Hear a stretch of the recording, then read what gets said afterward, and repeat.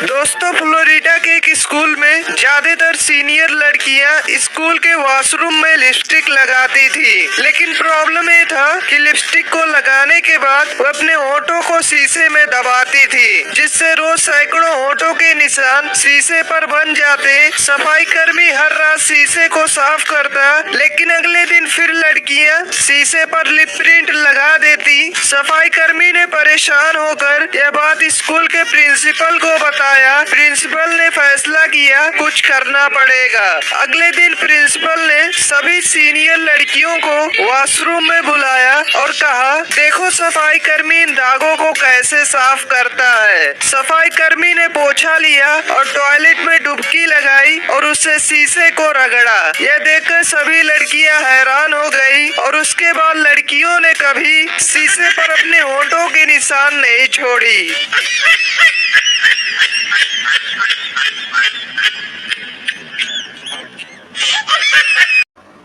12 साल बाद वो जेल से छूटा। जेल से निकलते ही उसे बाहर की ताज़ी हवा अच्छी लगने लगी और वह खुली हवा में सांस लेने लगा। तो उसने सोचा कि मैं घर पैदल चलकर ही जाता हूँ। तो वह पूरा रास्ता अपने घर की ओर चलकर ही गया। घर पहुंचते ही उसकी बीवी चिल्लाई, कहाँ घूम रहे थे इतनी देर? आपकी रिहाई तो 2 घंटे पहले ही हो गई थी ना। वो आदमी वापस जेल ही चला गया।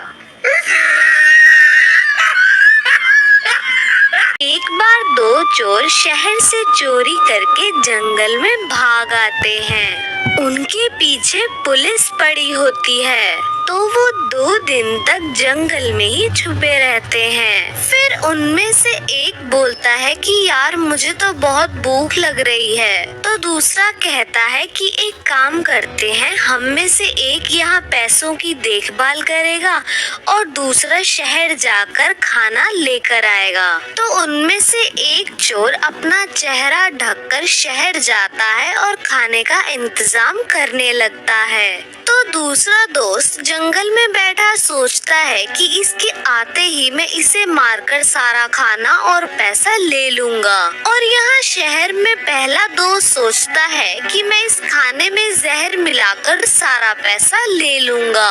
वो खाने में जहर मिलाकर जंगल में आता है, लेकिन वहाँ कोई नहीं होता। वो खाना रखकर पैसा उठाकर भागने लगता है और इतने में ही उसका दूसरा दोस्त उसे पीछे से मार देता है और उसे मारकर जैसे ही वो खाना खाने लगता है वो खुद भी मर जाता है। तो दोस्तों, आपने क्या सीखा कमेंट में जरूर बताना।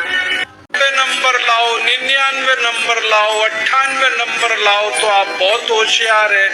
33 नंबर लाओ, 30 नंबर लाओ तो आप बिल्कुल बेकार है। न्यूटन को तो जिंदगी में कभी भी 30 से ज्यादा नंबर आए नहीं, बेकार है न्यूटन। वो तो सारी दुनिया में पूजा जाता है, हमेशा ही फेल हुआ, पास ही नहीं हुआ कभी न्यूटन। स्कूल वालों ने निकाल दिया उसको कि हर बार फेल हो जाता है, ये पढ़ने लायक नहीं है। जब स्कूल ने निकाल दिया उसको, तब उसका दिमाग खुल गया और उसने गिरते हुए सेब को देख लिया और उसने गुरुत्वाकर्षण का सिद्धांत दे दिया।